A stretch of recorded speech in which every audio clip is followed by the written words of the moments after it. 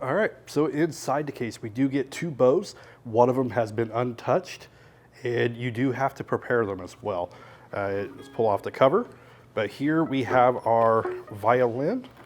All right, so here is our violin. It does look pretty nice. I have everything tuned and adjusted already. It also does come with the shoulder rest that you'll put on. You also get a rosin block.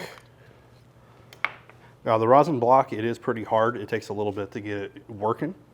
Now these bows are pretty much not going to work without the rosin on them.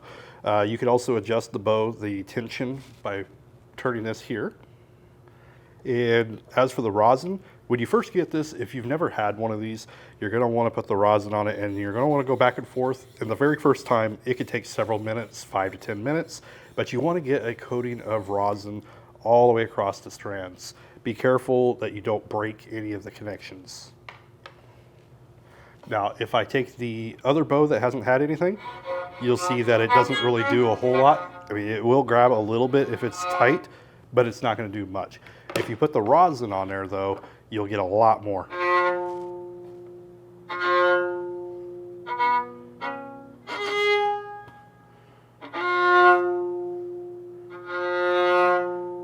Anyway, this is the violin. I don't know how to play it yet, so I can't really give you any better demonstration, at least yet. I do plan to follow up once I do learn a little bit.